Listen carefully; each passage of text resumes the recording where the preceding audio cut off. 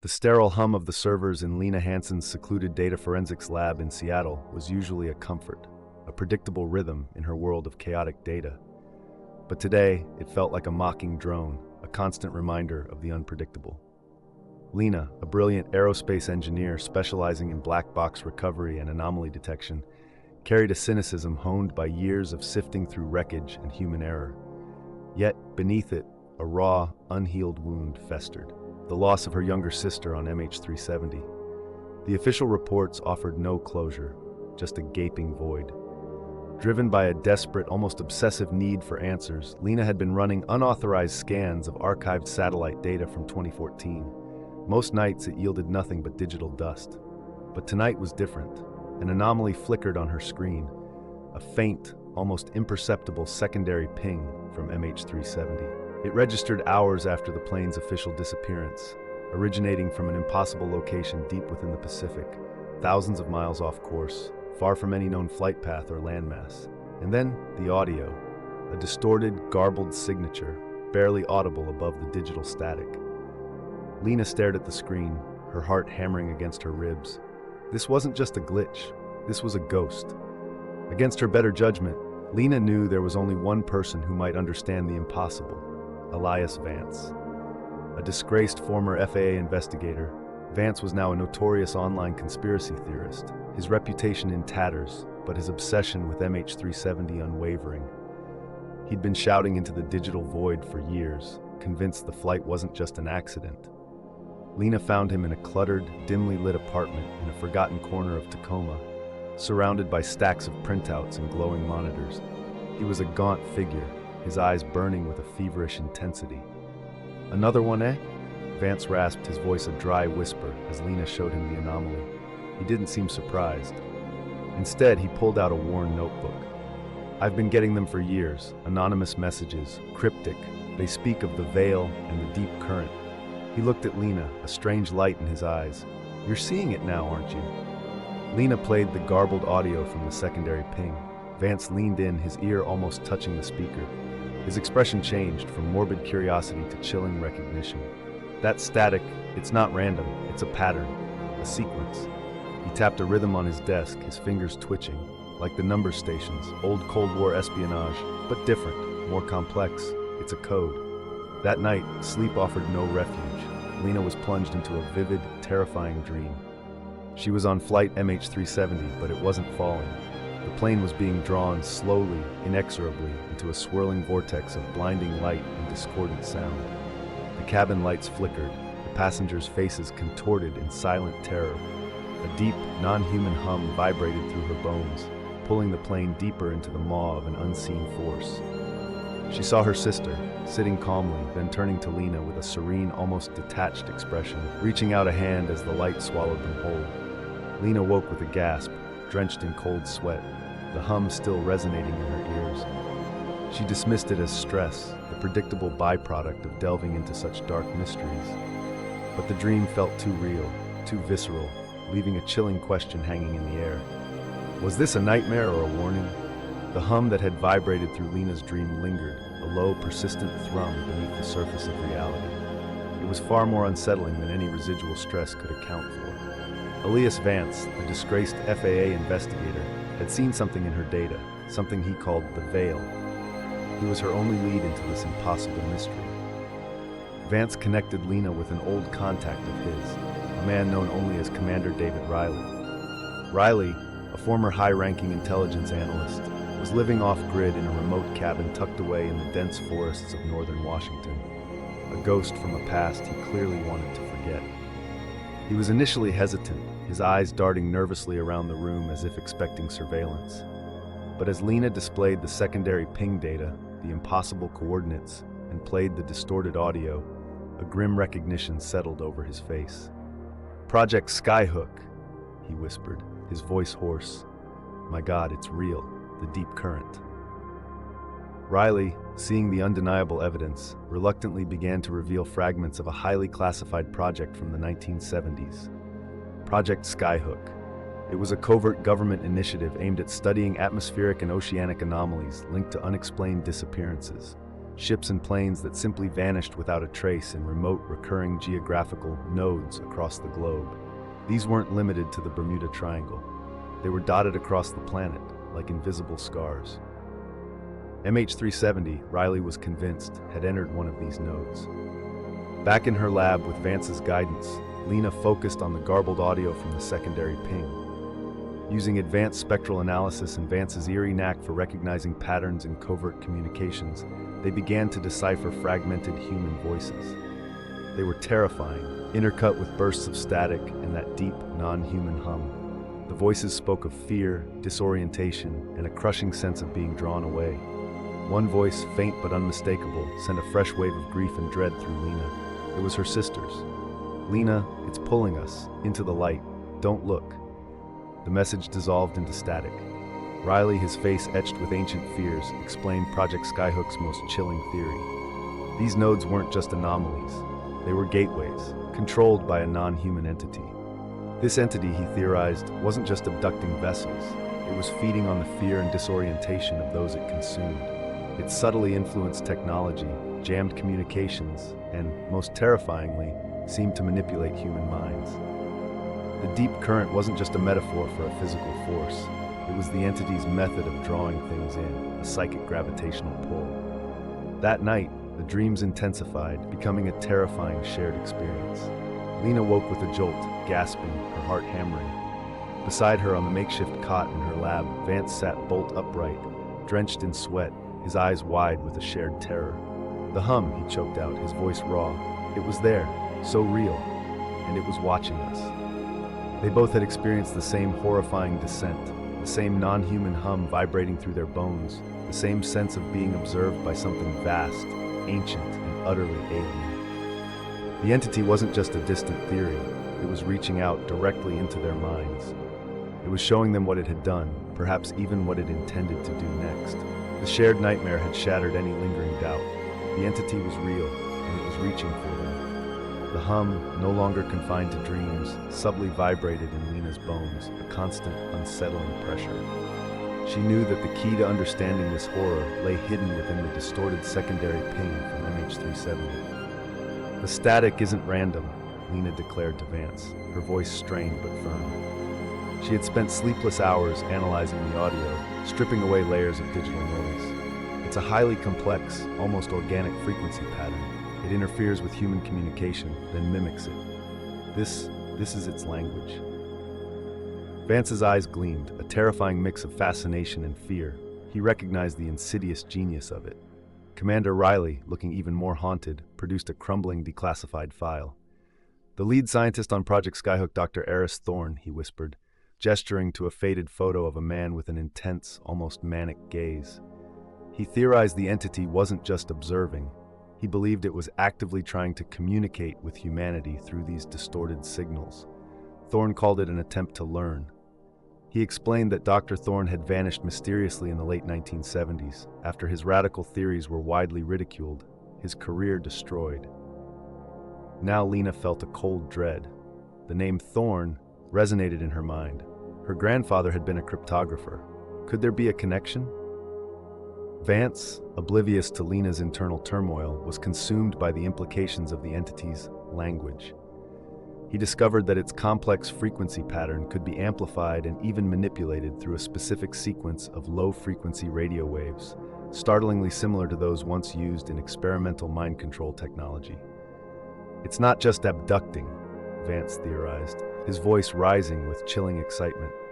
It was trying to establish a more direct form of communication through MH370, not just abduct it, to integrate, to expand its consciousness. He tapped frantically on his keyboard, pulling up old schematics. As they pieced together the fragments from the secondary ping, the terrifying, cohesive message finally formed. It wasn't just a jumble of desperate pleas anymore. It was a set of coordinates leading to a previously uncharted deep ocean trench, a location so remote it defied easy access, followed by a sequence of numbers that appeared to be a countdown. The message wasn't just a distress call, it was a chilling, deliberate invitation. An invitation to what, Lena could only guess, but the dread was palpable. The entity's influence strengthened as they worked. A electrical devices around them began to glitch erratically. Lena's phone buzzed with phantom notifications, lights flickered violently, and computer screens displayed distorted images of swirling bioluminescent light. Images disturbingly similar to her dreams. The hum became almost physically painful, a crushing pressure in their chests, making it hard to breathe.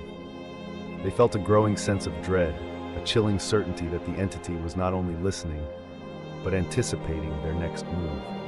It was pulling them in, just as it had pulled in MH370, waiting for them to answer its abyssal call.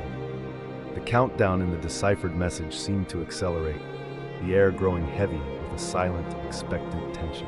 The countdown Lena had deciphered from the MH370 signal was ticking, a digital drumbeat echoing the terrifying hum that now seemed to permeate the very air around her. It was a race against an unknown deadline, a race towards an abyss. With Commander Riley's grim expertise and Vance's chilling intuition, they chartered a small independent deep-sea research vessel, a rugged, no-frills ship named the Mariner. Its crew, a weathered trio of taciturn oceanographers, looked at Lena, Vance, and Riley with a mix of curiosity and skepticism as they pointed towards the uncharted coordinates in the vast, unforgiving Pacific. The journey was a descent into escalating dread. Miles from shore, instruments malfunctioned erratically, compasses spun wildly, sonar pings returned distorted echoes, and the ship's navigation system frequently blacked out, only to flicker back on with impossible readings. The ocean itself seemed to react to their presence. The water around the Mariner grew unnaturally dark and still, absorbing light, casting long, unsettling shadows even in broad daylight. The sky above them often swirled with unnatural cloud formations, mimicking the vortexes from Lena's dreams. Finally, they reached the coordinates. The ship's advanced sonar painted a horrifying image on the screen, a massive, impossibly complex alien structure at the bottom of the uncharted trench. It wasn't organic, yet it defied any known architectural logic. Its surface pulsed with the same bioluminescent light Lena had seen in her nightmares, a sickly green hue that seemed to breathe. This was it. This was where MH370 was drawn. As the Mariner descended, the entity's influence became overwhelming, a crushing psychological assault. It bypassed their ears, their eyes, reaching directly into their minds. Visions flooded Lena's consciousness, her sister, not terrified, but smiling, radiant, alive, reaching for her. Join us, Lena. No more pain, only understanding, only peace. Vance saw ancient ciphers, the secrets of the universe laid bare, beckoning him towards ultimate intellectual enlightenment.